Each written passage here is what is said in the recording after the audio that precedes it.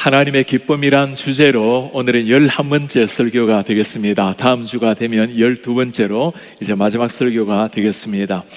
하나님의 기쁨 설교를 하면서 어떤 사람을 하나님이 기뻐하시는지를 주제별로 보았습니다. 하나님 앞에 정직한 마음으로 기도하는 사람, 믿음으로 하나님 앞에 살아가는 사람, 하나님의 말씀을 전가하기에 자신의 삶을 드리는 사람, 그리고 욥처럼 정말 하나님이 자랑하고 싶은 이런 사람들도 보았습니다. 하나님이 모든 사람을 사랑하시지만 특별히 사랑하는 사람들의 삶이 어떤지를 보면서 우리도 그렇게 살아가겠노라고 결단하는 시간을 가졌습니다. 모든 사람 사랑하지만 하나님께서 가장 사랑하는 한 분이 있다면 하나님의 아들 예수 그리스도가 될 것입니다.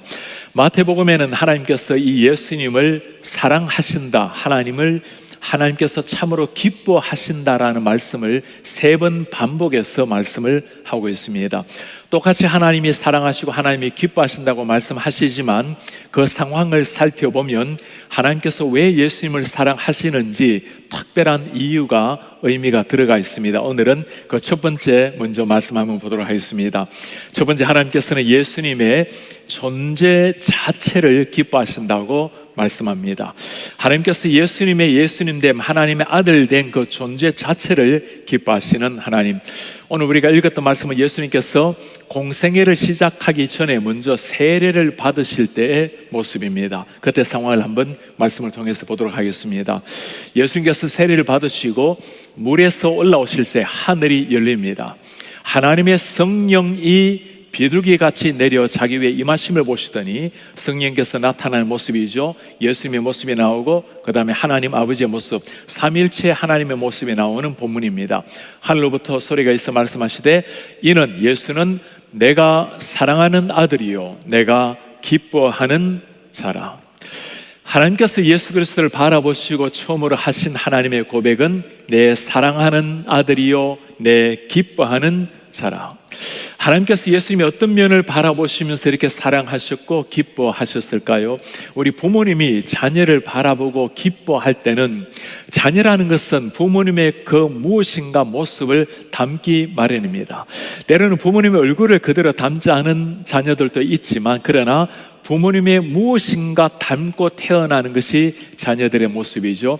하나님께서 예수님을 보셨을 때 하나님의 그 아름다운 성품, 하나님의 영광스러운 모습, 하나님의 자비하심, 그 사랑, 하나님의 모든 것을 다 가지고 이 땅에 오신 예수 그리스도, 그 예수님을 바라보실 때 하나님 자신의 거울을 보는 것처럼 보였기에 하나님이 너무나 기뻐하신 겁니다. 성경을 보면 예수 그리스도께서 하나님 자신이라는 것, 그리고 하나님의 아들이라는 것을 여러 곳에서 말씀을 하고 있습니다. 골로새서에서 먼저 들려주시는 말씀입니다. 그는, 예수님은 보이지 않는 하나님의 형상이요, 우리 눈으로 보이지는 않지만 예수 그리스도를 통해서 하나님의 모습을 발견한다는 거죠. 모든 피조물보다 먼저 나신 이시니 만물이 그에게 창조되되, 예수님께서 만물의 천지의 창조주라는 것을 보여줍니다. 하늘과 땅에 보이는 것들, 보이지 않는 것들, 왕권들, 주권들, 통치자들, 권세들, 만물이 다 예수님으로 말미암고 예수님을 위하여 창조되었고, 예수님께서 창조주라는 것, 그리고 만물이 존재하는 이유는 하나님의 영광, 예수님의 영광이라는 것을 보여줍니다. 그리고 예수님이 만물보다 먼저 계시고 만물이 예수님 안에 함께 섰느니라. 예수님께서는 창조주요, 창조물을 통해서 영광을 받으실 뿐만 아니라 모든 창조물이 그 안에 함께 섰느니라, 모든 창조물을 지탱하는 하나님의 섭리자라는 것을 보여주고 있는 겁니다. 우리 예수님께서 하나님 자신이요, 하나님 받으실 영광을 함께 받으실 분이시요, 만물을 지탱하고 있는 하나님의 아들이라는 것. 예수님의 제자가 예수님께 우리가 하나님을 한번 보았으면 좋겠습니다라고 말씀하셨을 때 우리 주님께서 하신 말씀이 무엇입니까? 빌립아, 내가 이렇게 오래 너희와 함께 있어대 네가 나를 알지 못하느냐? 나를 본 자는 아버지를 보았거늘 어찌하여 아버지를 보이라 하느냐? 예수님을 본 사람은 하나님을 보셨다라는 말씀, 바로 예수 그리스도가 하나님의 보이지 않는 형상, 하나님의 모습을 그대로 가지고 세상에 오신 하나님의 아들이라는 것을 말씀을 하는 겁니다. 그분을 보면서 아버지가 어떤 사람이라는 것을 아는 것. 최근에 우리 교회에서 우리 좋은 이웃부를 부모님을 위해서 팸퍼링 데이를 가지게 되었습니다. 우리 장애인들을 둔 부모님들, 참 때로는 고달픈 삶이지만 그 아이들을 바라보면서 늘 아름답게 하나님 앞에 살아가시는 분들, 그 어머니를 모시고 어머니에게 하루 종일 격려가 되도록 그들을 격려하고 또 함께 쉼을 가질 수 있는 시간을 마련을 했습니다. 교회에 오셔서 정성껏 준비한 식사, 그리고 핸드 마사지, 또 꽃꽂이를 어떻게 하는지 클래스도 가지고, 또 그분들을 위해서 네일 케어도 해주고 사진도 촬영하고, 그리고 기도 스테이션을 만들어서 그분들을 위해서 기도하는 시간도 가지게 되었습니다. 좋은 이웃부를 섬기는 우리 교사분들, 발런티어들 지극한 정성으로 그분들을 모신 하루였습니다. 그분들 속에 아주 특별한 청년 두 딸들이 있었어요. 얼마나 지극한 정성으로 그 어머니를 섬기는지 그 두 딸들을, 자매들을 보면서 너무너무 고마운 마음이고 참 감동적인 모습이었습니다. 너무나 감동이 되어서 불러서 너희들은 누구의 딸들이기에 이렇게 정말 감격스럽게 정성껏 어머니들을 섬기느냐. 그들의 고백을 들으면서 참 가슴 뭉클해졌습니다. 3년 전에 암투병을 하다가 52살 젊은 나이에 이 땅을 떠난 집사님들의 두 따님이었습니다.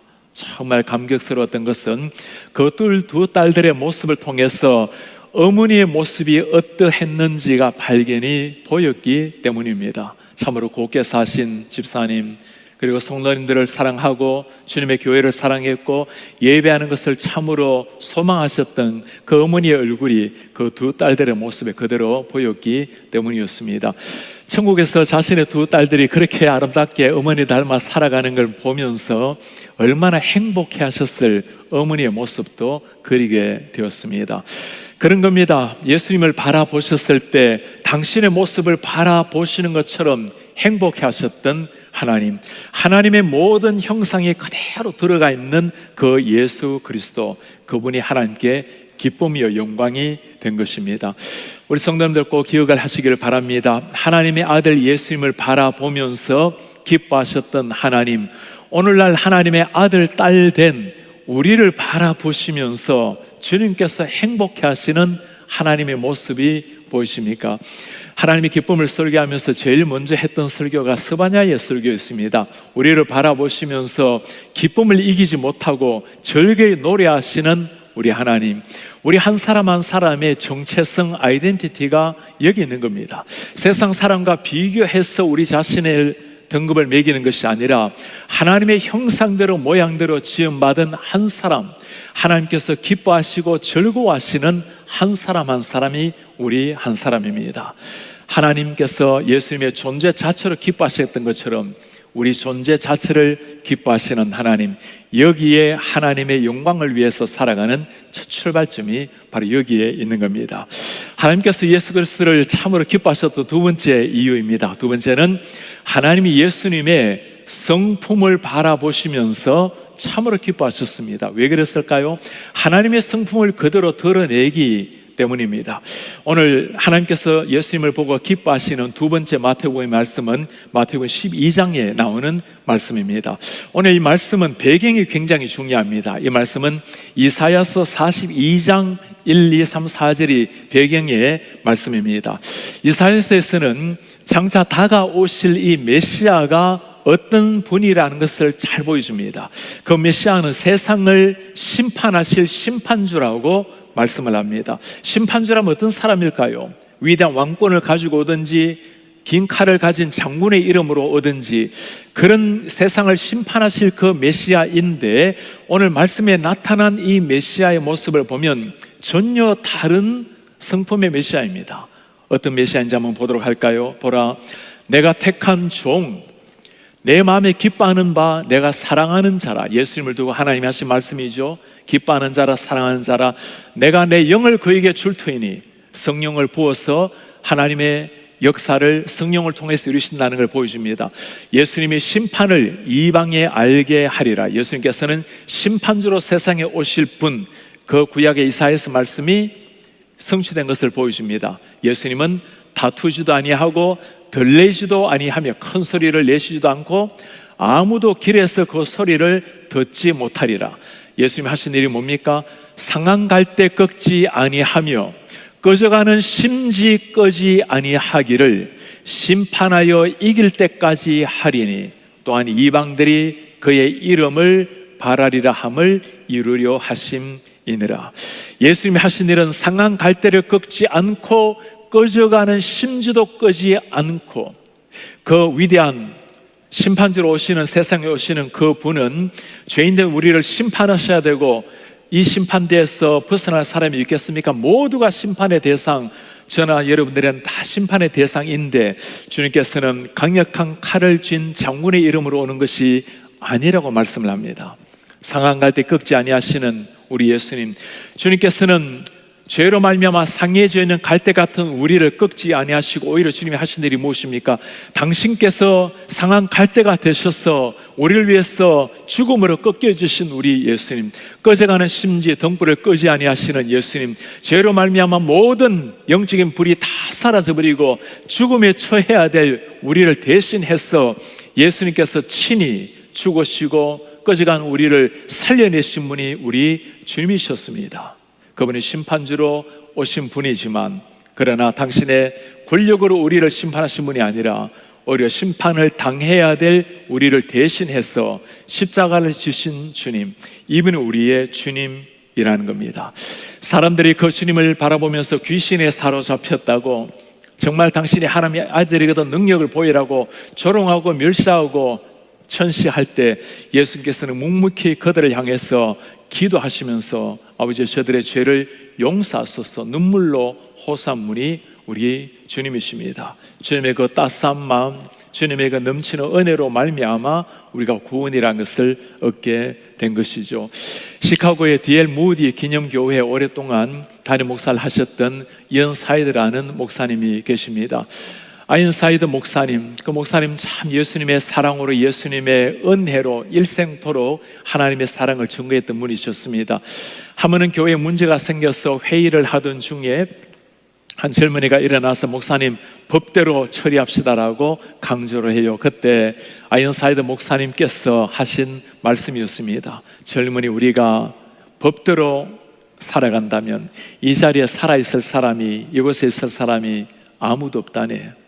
그렇습니다. 법대로 우리가 주님 앞에 서야 한다면 주님 앞에 서 있을 사람이 아무도 없을 것입니다. 법대로 하나님 앞에 심판을 받아서 영원한 지옥으로 떨어져야 될 우리를 대신해서 예수님께서 친히 율법 아래 오셨고 친히 십자가를 지시고 우리를 구원하시고 모든 율법에서 해방하신 분이 우리 주님이시기 때문입니다. 상처 입은 갈대, 꺼져가는 등불, 우리 한 영혼을 위해서 대신 죽으시고 대신 상처받으신 예수님, 그 하나님의 그 성품, 자비하심, 인자하심 때문에 우리가 구원의 은혜를 입게 된 것입니다. 성경 마태복음에는 이 예수님의 성품을 이렇게 설명을 해놓았습니다. 수고하고 무거운 짐진 자들아, 다 내게로 오라. 예수님께로 나아가야 될 사람은 준비가 된 완벽한 사람이 아니었습니다. 수고하고 무거운 짐진 자들아, 내가 너희를 쉬게 하리라. 그리스도 안에서 쉼이 있다는 겁니다. 나는 마음이 온유하고 겸손하니 하나님은 무서운 하나님이 아니셨습니다. 나의 멍에를 메고 내게 배우라. 멍에는 무거운 것인데 우리 예수 그리스도의 멍에는 가볍다고 말씀합니다. 그리하면 너희 마음이 쉼을 얻으리니. 예수님 앞에 나가야 될 사람이 누구라고 말합니까? 수많은 인생 문제를 가지고 고민하는 사람들, 수고하고 무거운 짐진 자들아, 너희들이 나에게 오라고 말씀합니다. 아무런 문제가 없는 사람이 아니라 수많은 문제를 가지고 고통하는 모든 사람들 다 나에게로 오라. 내가 너희를 쉬게 하리라. 예수 그리스도 자체가 쉼이라고 말씀을 하는 겁니다. 이 주님 앞에 나올 때 어떤 일이 일어날까요? 한 사람 한 사람 또 쉼을 얻고 세움을 입을 뿐만이 아닙니다. 열방이 주님으로 말미암아 소망을 얻게 됩니다. 오늘 말씀 마지막 절에 이렇게 번역이 되어 있습니다. 이방들이 그의 이름을 바라리라. 우리 성경에는 이렇게 번역이 되어 있는데 NIV 성경에는 In His name, 예수님의 이름 안에 The nations, 열방들이 will put their hope, 희망을 예수님께 둘 것이다. ESV 성경에는 In His name, 예수님의 이름 안에 The Gentiles, 이방인들도 will hope, 희망을 가질 것이다. 세 번역에 그렇게 번역했습니다. 이방 사람들이 그 이름에 희망을 걸 것이다. 이방 사람들은 당시 때 전혀 희망이 없다고 생각했던 사람들입니다. 아브라함의 자손, 이스라엘의 하나님, 이방인들은 다 심판받아 마땅할 사람이라고 생각했는데 오늘 하시는 말씀이 뭐죠? 모든 이방인, 그들도 하나님 예수 그리스도 안에서 희망을 가질 것이다. 소망 없던 사람들, 꺼져버린 등불들, 넘어져버린 갈대 모두가 다 그리스도로 말미암아 희망, 소망을 품게 되리라는 말씀입니다. 지난 우리 교회에서 KWMC의 모토가 바로 이것이었습니다. 모든 열방이 그리스도 안에서 희망을 발견하리라.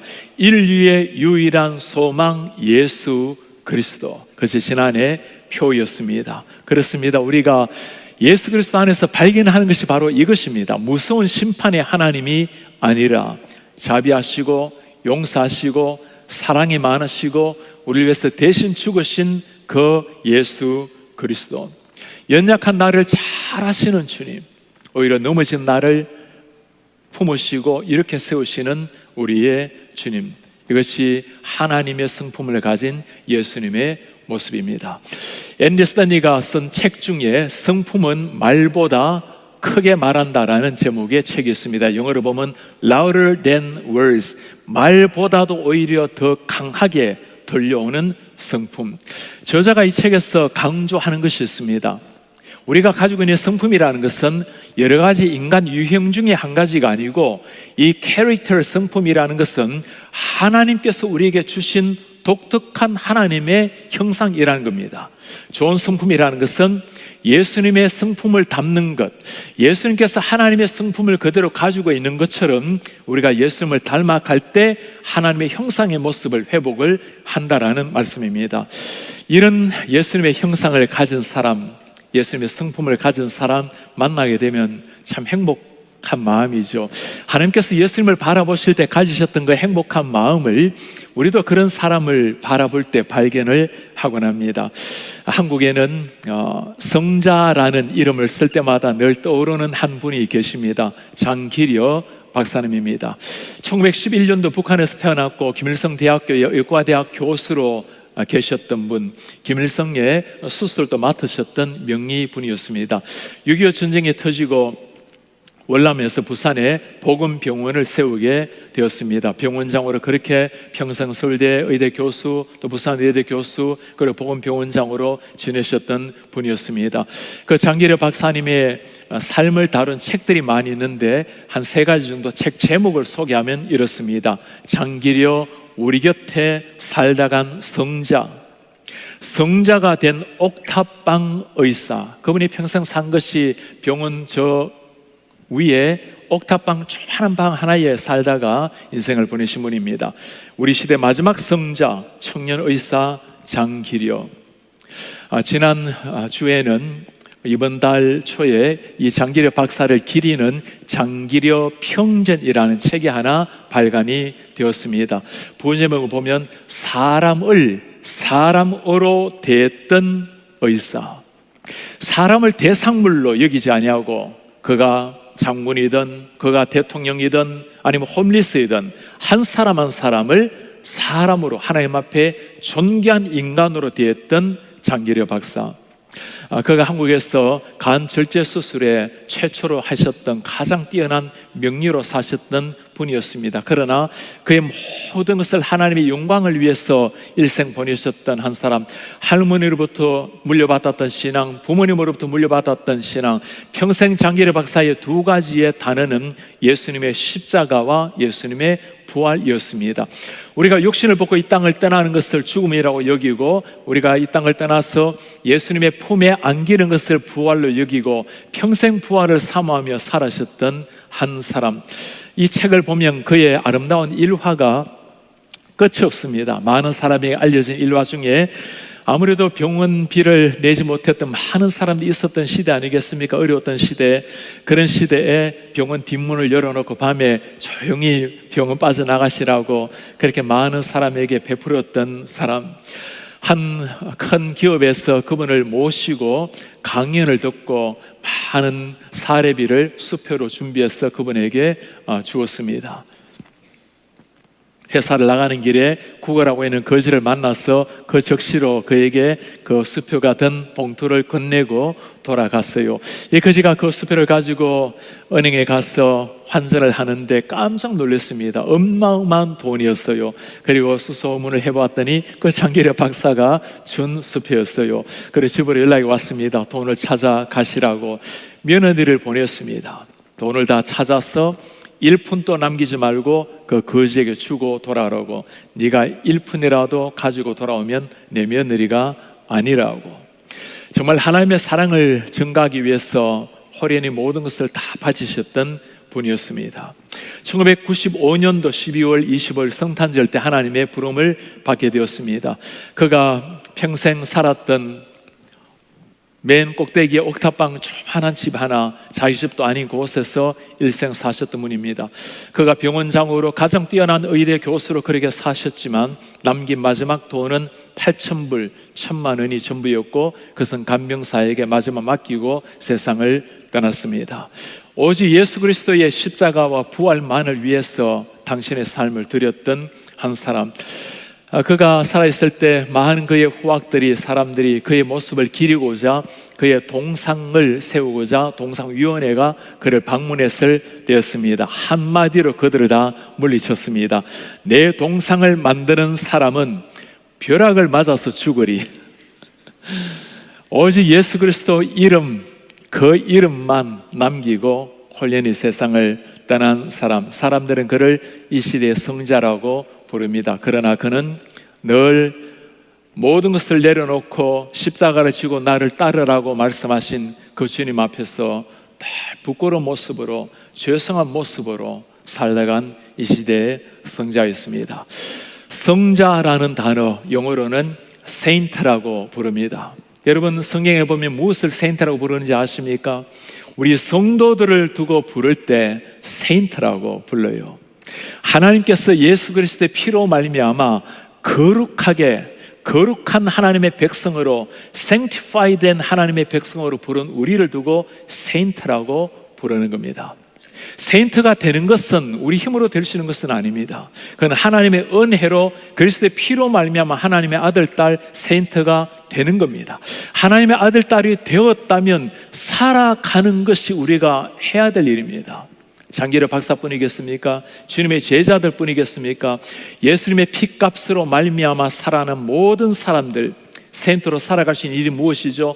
우리 속에 계시는 성령님께서 나를 통해서 살아나시도록 내 자신을 십자가에 못 박고 내 자신을 주님 앞에 드리는 삶, 그런 삶을 통해서 하나님이 나타날 때 그런 사람을 두고 세인트의 삶이라고 말씀할 것입니다.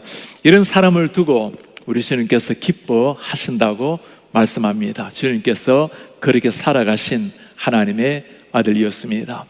하나님께서 예수님을 보시고 기뻐하신 세 번째 이유입니다. 하나님께서는 예수 그리스도의 사명을 바라보시고 참 기뻐하신 하나님이셨습니다. 주님께서 이루신 아름다운 사명, 하나님께서 예수님을 바라보고 기뻐하신다라는 마태복음의 세 번째 말씀은 마태복음 17장에 나오는 말씀입니다. 이 말씀은 우리가 잘 아는 변화산상에서 일어났던 말씀입니다.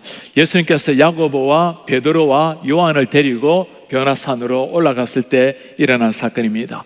예수님의 모습이 해같이 변화되었을 때였습니다. 예수님께서는 모세와 엘리야와 함께 대화하는 그 장면이었습니다.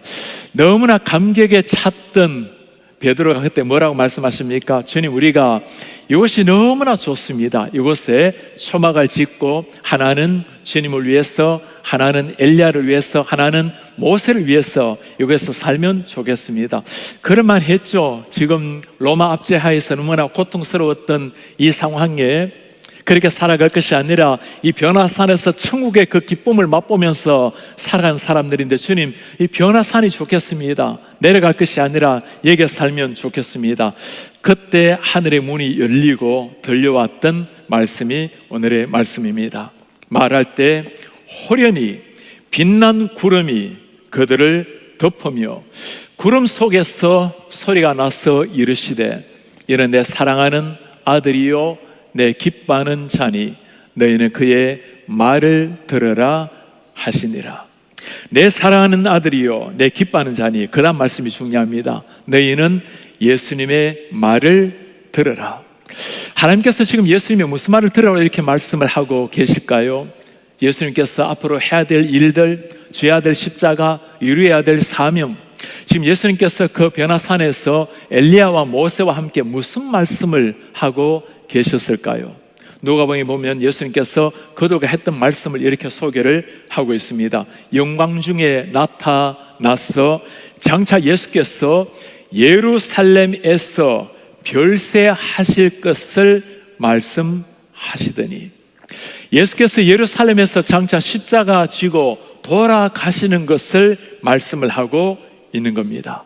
변화산이라는 것은 찬란한 하나님의 영광을 맛본 자리였지만, 그러나 예수님이 머물러야 할 곳은 변화산이 아니었습니다. 주님께서는 편안했던 변화산에서 내려오셔서 고난의 삶을 사시다가 십자가가 있는 골고다 산으로 올라가기 시작을 한 겁니다.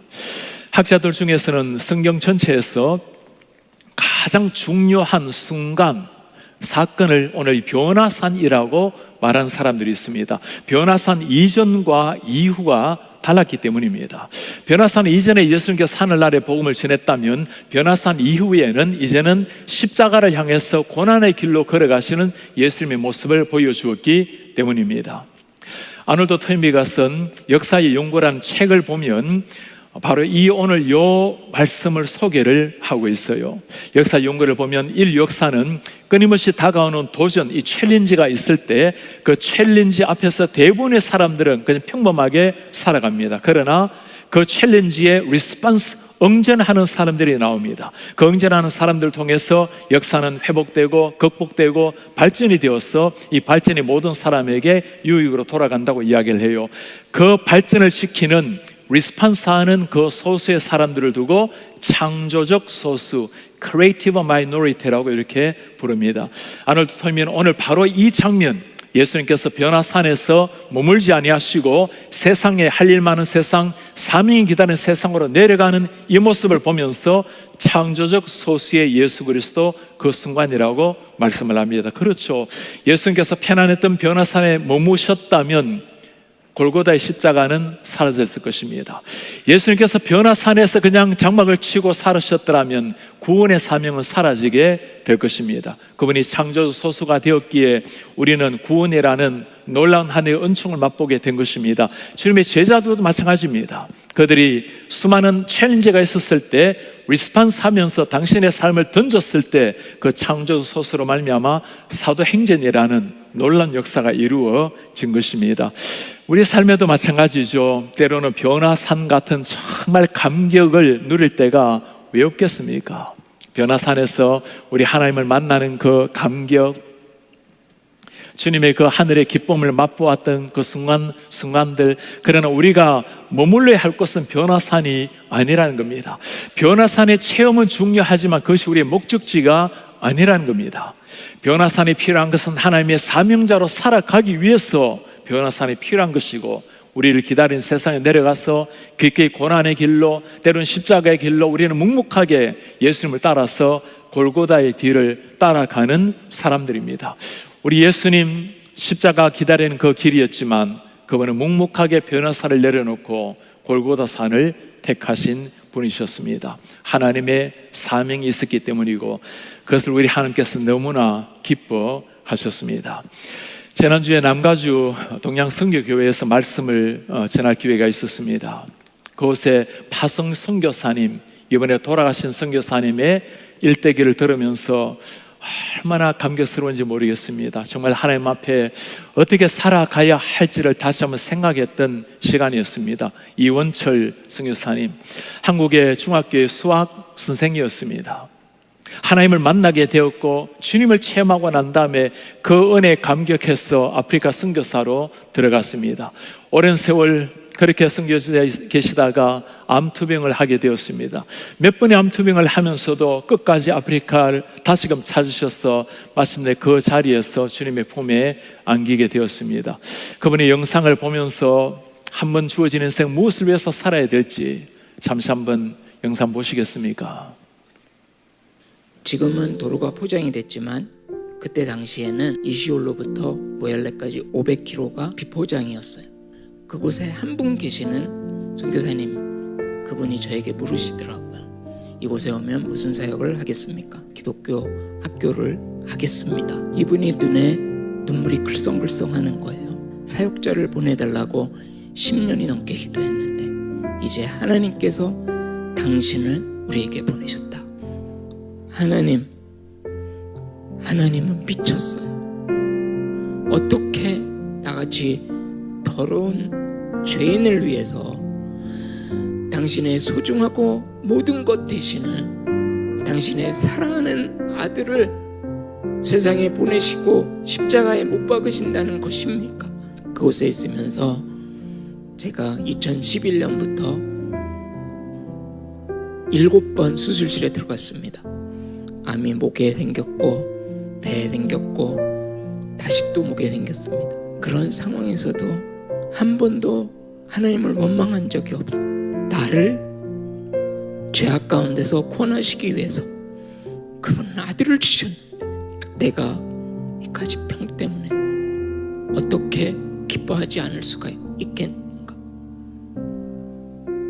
하나님이 그 사랑으로 저를 사랑해 주셨어요.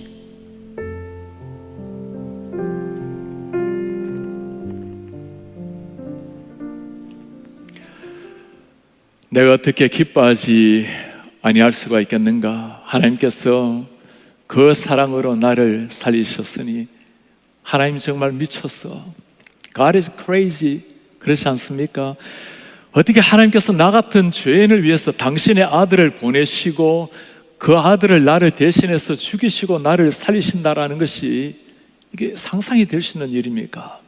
그러나 그것을 정말 가슴으로 새긴 사람, 선교사님은 그렇게 당신의 삶을 그 수많은 암투병을 하면서도 마지막까지 당신의 삶을 그곳에서 불태웠습니다.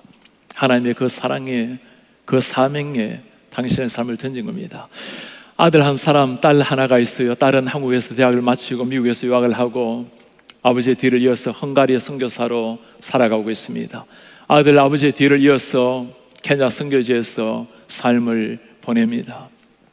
한 사람이 주님 앞에 당신의 삶을 드렸을 때, 그 사랑에 겨워서 당신의 삶을 던졌을 때 사명을 향해서 나아가는 수많은 하나님의 사람들이 탄생이 된 것입니다. 우리 예수님 그렇게 사명으로 살아내셨고 그렇게 살아내는 사람들 하나님이 보시고 참 기뻐하신다고 말씀하십니다. 오늘 우리는 하나님께서 참으로 기뻐하신 우리 예수님의 모습, 어떤 모습인지를 보았습니다. 하나님의 아들 된 그 존재 자체가 하나님의 기쁨이셨던 예수님, 하나님의 성품을 가지고 사람을 사랑하고 품고 세우셨던 그 예수님을 주님은 사랑하셨고 기뻐하셨습니다. 그리고 죽음이 기다리는 그 사명 땅을 향해서 묵묵히 걸어가신 예수님, 하나님이 참으로 기뻐하셨습니다. 오늘 말씀 예수님께서 공생애 전에 세례 받은 모습입니다. 세례를 받으시고는 바로 광야로 가셔서 40일 동안 금식으로 기도를 하셨습니다. 물 한 모금 없이 그 메마른 광야 땅에서 며칠 죽을 고비를 넘기셨던 예수님, 그 죽음의 40일 금식 기도를 하면서 예수님의 머릿속에 늘 들려왔던 말씀이 있을 겁니다. 내가 너를 사랑한다.